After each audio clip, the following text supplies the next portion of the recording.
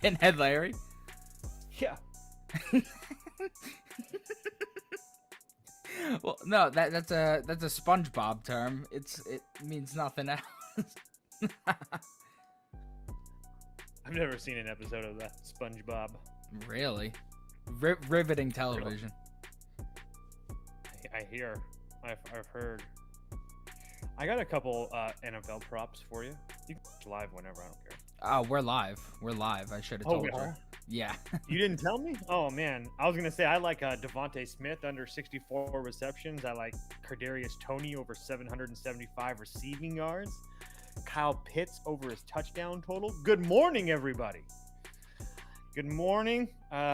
Welcome to Diamond Talk on the Sauce Network YouTube channel. I've never said that before. It kind of sounds kind of cool. Makes me feel cool, at least.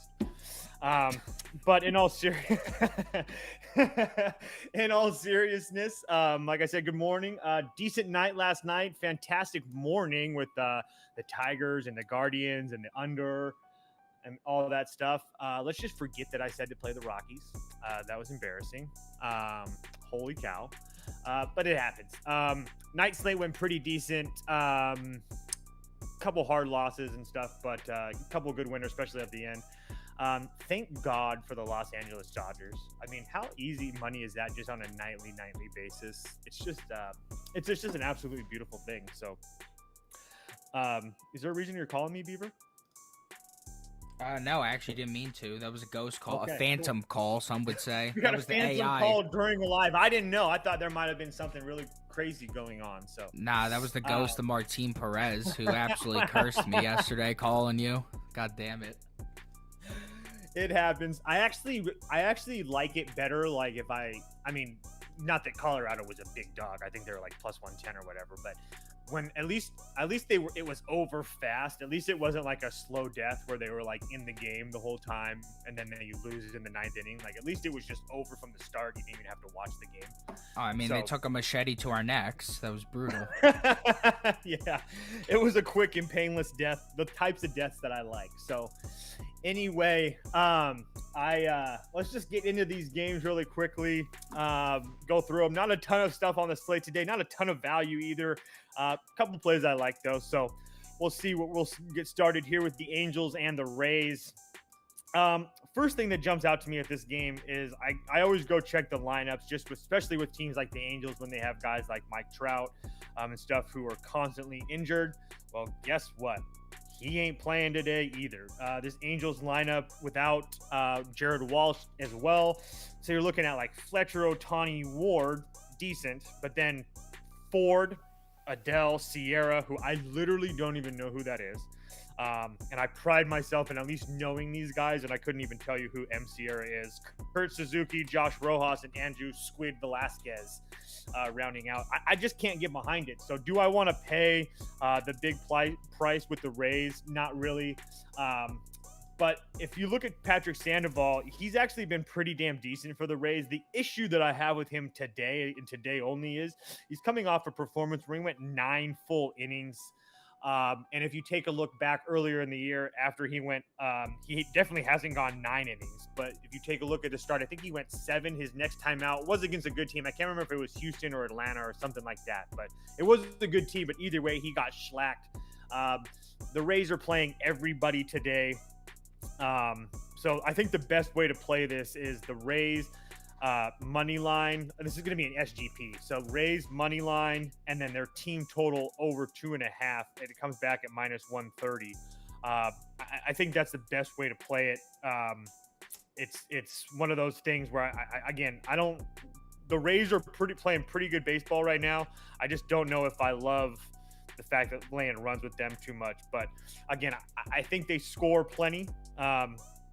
At least enough to cash this 2.5, and I think that they win the game pretty easily. So at a decent price like that, it's more than willing to do that. If you wanted to play the 1.5, I would just do it for small. But and the only reason I say that is because before I knew Trout and Walsh were out of the lineup, I was kind of maybe trying to play on Los Angeles. I understand. I mean, again, they got killed the last couple nights. I get that, but they seemed like they were in the game for a while. Then obviously last night, like I had a full unit on the Astros Rays money line parlay at like minus 105, and that was in serious jeopardy like the whole time.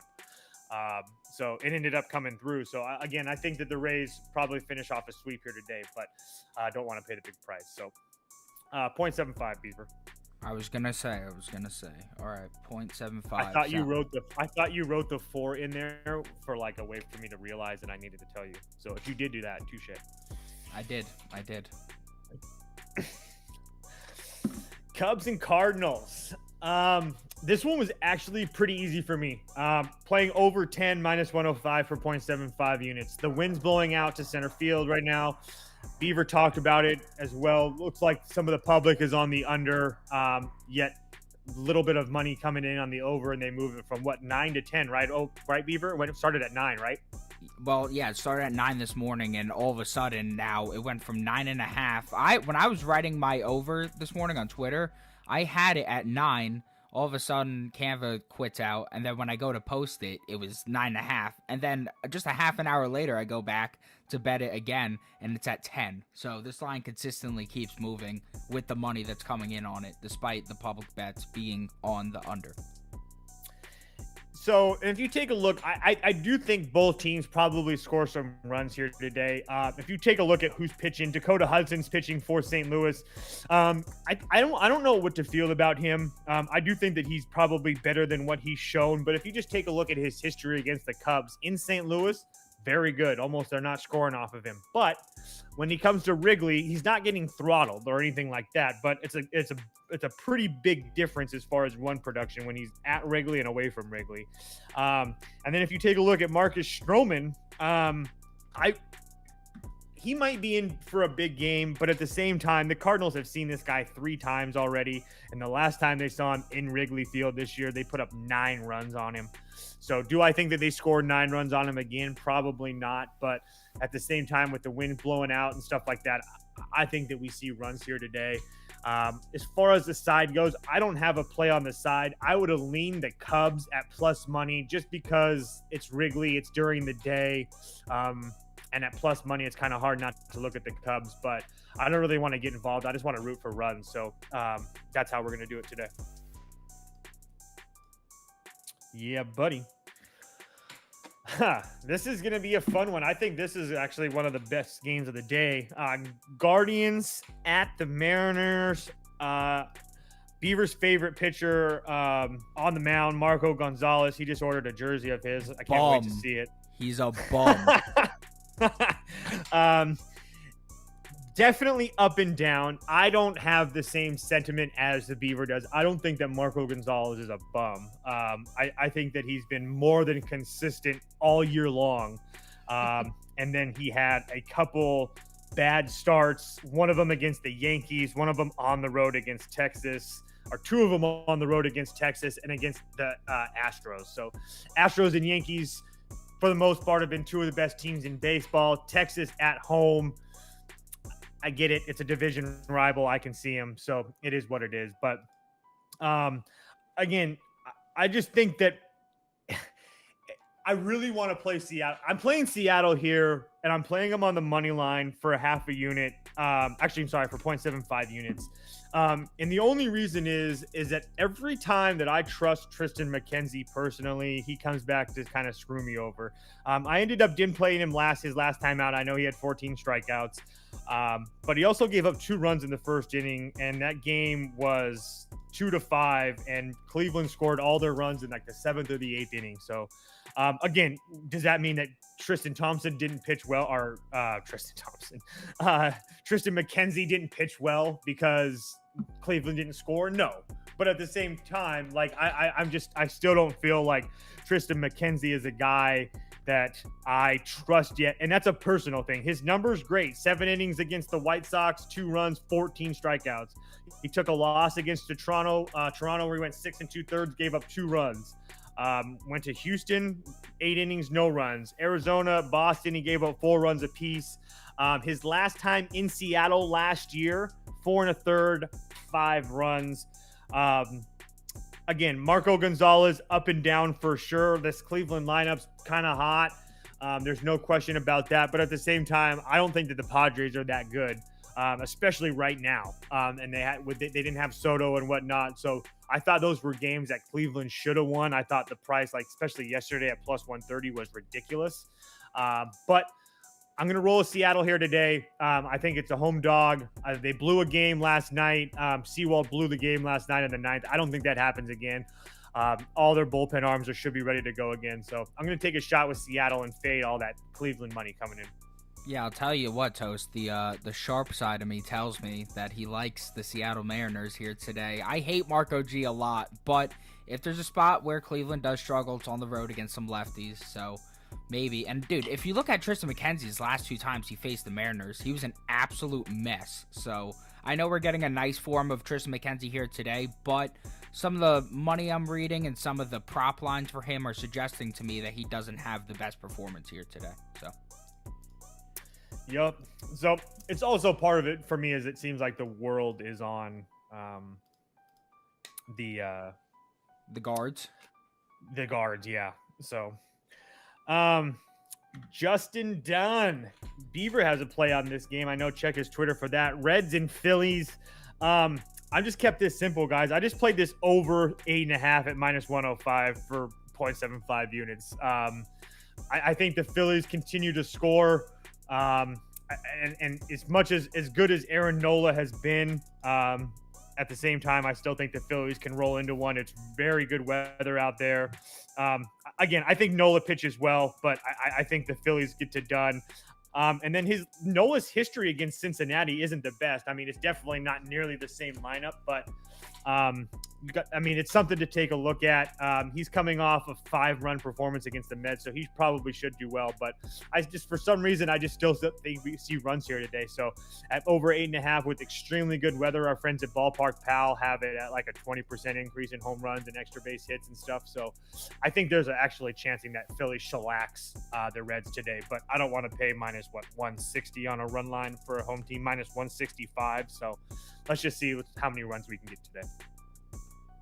Definitely not one of my more favorite plays on the board, but I still like it. If you want Phillies money line and over, I wouldn't mind that either. But either way, White Sox and the Orioles, and the Orioles finally lost a game last night. It took a lot, it seemed like, but it seemed like the White Sox were just able to get all the hits they needed. Baltimore had a small little bit of a bullpen blow up, I guess. I don't think it really ended up mattering. But I'm back on Baltimore again. Plus 100, minus 105, whatever you can get it at. Most books have it at plus 100. Look, first of all, anytime I can fade Fat Lance, I'm going to do it. I don't think that Jordan Lyles has been bad at all. I mean, he's 4-2 at home. He did allow 4 earned runs in his last time against the White Sox earlier this season in 7 innings, but Lance Lynn hasn't been any better on the road this year. He's 0-3 with a 6.39 ERA. I mean, and then take a look at the bullpens.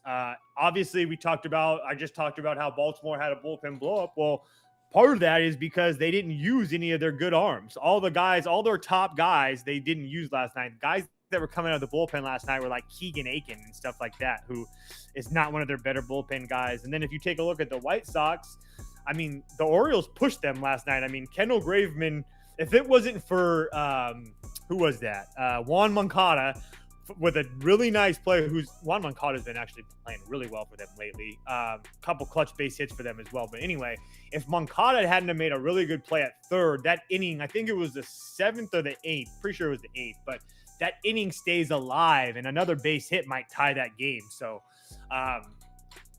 I just think it could be different. And then if you take a look at when Hendricks came in for the White Sox, their closer, he gave up a dinger. So I think that we have a bullpen advantage.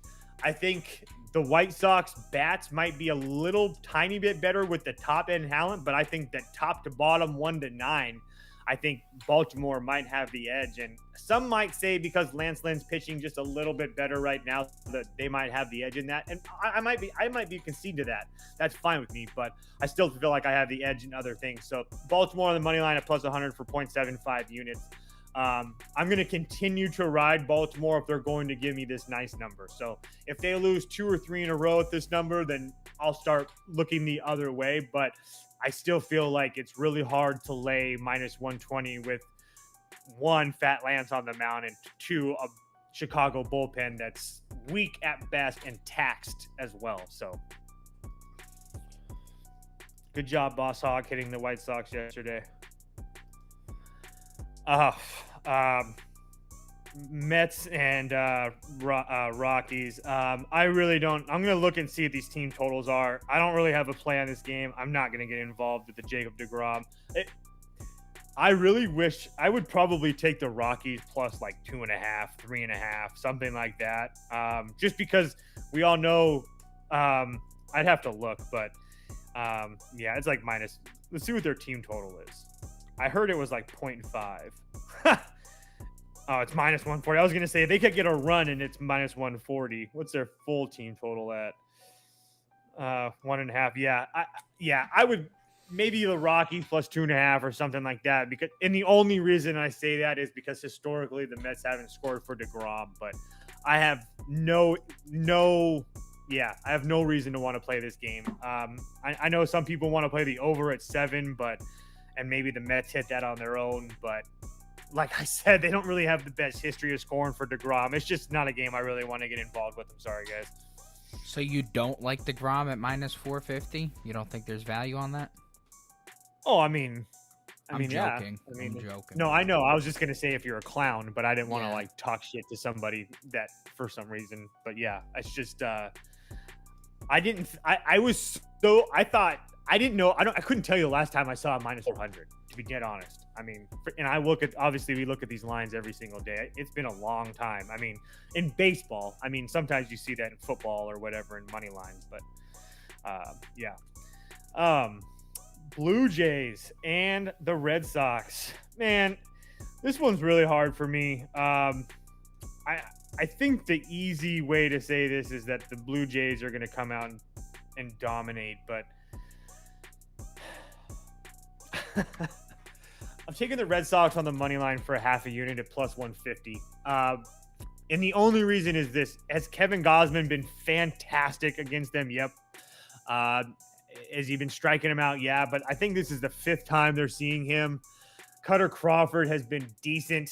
And the Red Sox were in the game yesterday. I really, really wanted to play them yesterday, but I didn't, and I'm glad that I didn't. I ended up losing my bets. I played first 5 team total for the Blue Jays and the over in the game. So anything that I would have bet in this game would have lost either way. But I don't know. I just got a feeling it's Sunday. Or it's Sunday. It's a day game in Boston, in Fenway. Cutter Crawford hasn't been that bad. The world's betting the Blue Jays.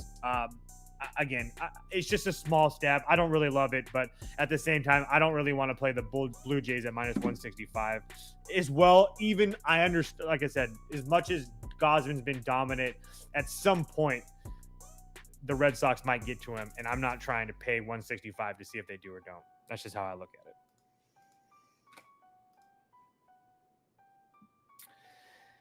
Minnesota and the Astros.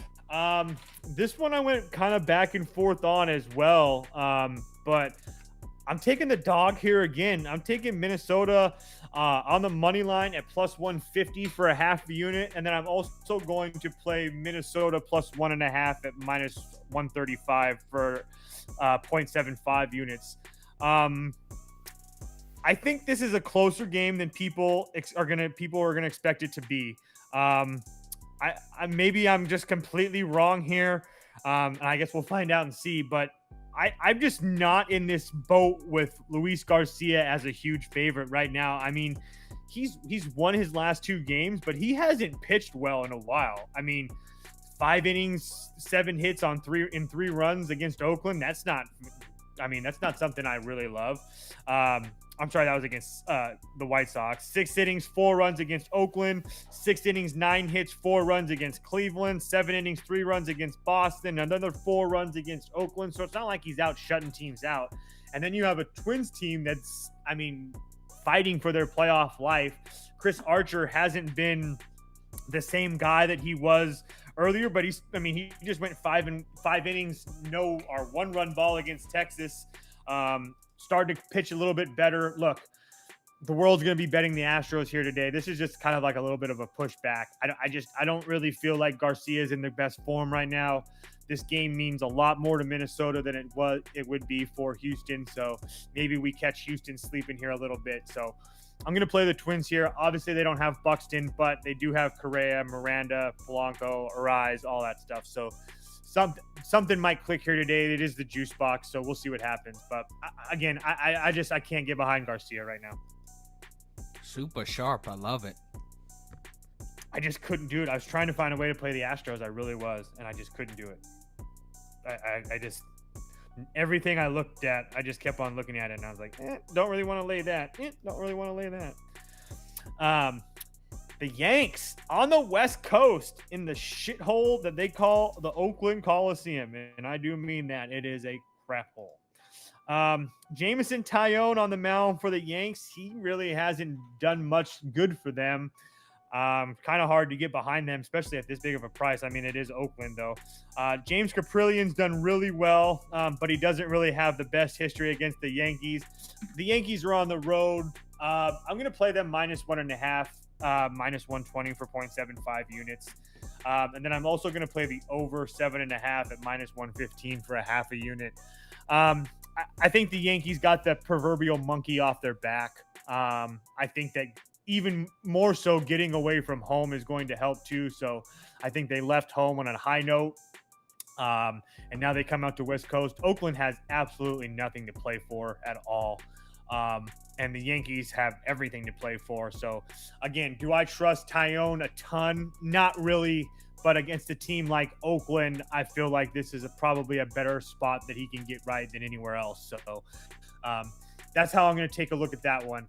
It's just one of those things where I think you continue to fade a team like Oakland, especially after coming off of a nice win yesterday for Oakland, which I wish I would have played that at plus money. But again, I don't think they win games in a row. I think the Yanks put up a couple more than enough runs on Caprillian. He doesn't have the best history with them. I think the last time they saw him, they put up 6 against him. So I think the Yankees continue to win their games, head to the playoffs, and lose to the Astros. So that's it for the games today. Like I said, very short slate. I don't have a hit parlay or anything like that for you guys. I still got to finish the VIP sheet and whatnot. It was a 5:00 a.m. start for me here in the AK. So no hit parlays today. There's actually not even a ton that I like. So VIP will only have a couple, if any. So I got a K parlay for the fellas. Do it, Beaver. Absolutely. Oh, I meant on the VIP. I mean, I could put one together right now. I forgot he hates the public. Beaver does not like you guys. That is one thing he's made very clear. He never gives them out. That's okay, though, because we have paying customers. I love it. I will post them on Twitter, guys. So if you're following me on Twitter, I'm not asking you to go follow me. I'm just saying if you want those props, I do post them on Twitter as well, so you can find them there. Maybe I'll throw in a screen pic of Beaver's K parlay just to piss him off. So just to give it out for free. So I appreciate you guys. I appreciate you guys all coming out today, and I will see you tomorrow. It is a Thursday tomorrow? No, or today's Thursday. Chief. So Friday. So all late games tomorrow. So I'll see you guys late. We'll call it 4 p.m. Eastern time ish. So that's it. I will see you guys tomorrow. Jaden Williams, I swear on my mother, I'll have a K prop for tomorrow, right, bud? I got you. Okay. I got you. We'll have a K prop tomorrow. Everybody, have a good day. I will let's post it on bets. Twitter. Yeah, I'll post it on Twitter. So follow one of us on Twitter and you'll get that play, I promise. Thank you for tuning in. Peace out, Chiefs.